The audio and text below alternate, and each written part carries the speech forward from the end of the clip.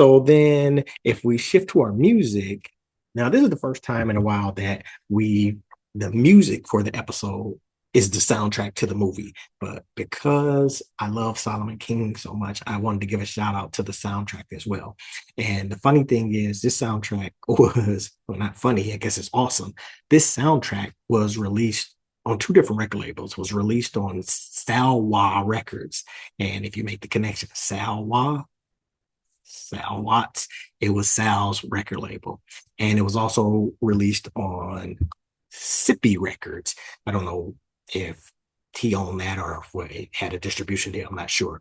But the soundtrack only had 6 songs originally, but upon restoration, they and I don't know if Death Crocodile did the restoration of the soundtrack or re-release of the soundtrack or not, but it was re-released in 2026 and they added 6 additional cuts, which is cool because the several other cuts that were not on the original soundtrack. So the original soundtrack, like I said, only had 6 songs on there. Several of the songs that were not on the original soundtrack, they were in the movie, but I'm not sure why they weren't on the soundtrack, but they were the better ones. And there's the funky cut called Sister Sheila. See if we can check out a little bit of that one.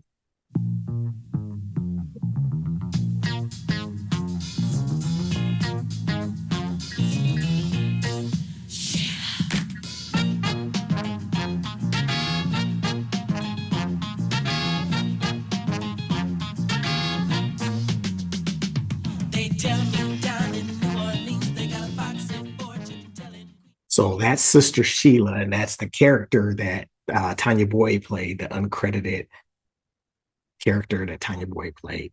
And then there's a slow song called There's No Such Thing as a Little Bit of Me. And then there's this theme from King.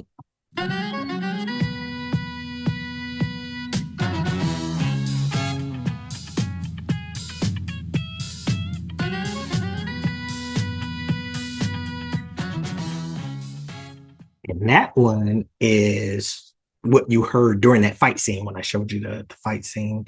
That was playing during that time. So the soundtrack, and I'm glad they restored it because, like I said, I watched this movie twice. When I saw it several months ago, I don't know if they hadn't found those songs or not, but they kind of put just kind of filler music in there. And it was funny because there was one particular scene where like I remember at the very beginning of the movie when I watched it the first time, it sounded more like 80s R&B. And I was like, this doesn't seem like a Blaxploitation song that would go with this movie. And I kind of knew that wasn't the original soundtrack when probably midway through the movie there was a scene and they were playing Still DRE by Dr. Dre. I was like, what the heck? How are they gonna put this song in a Blaxploitation movie? I love the Still DRE, don't get me wrong. It just didn't go.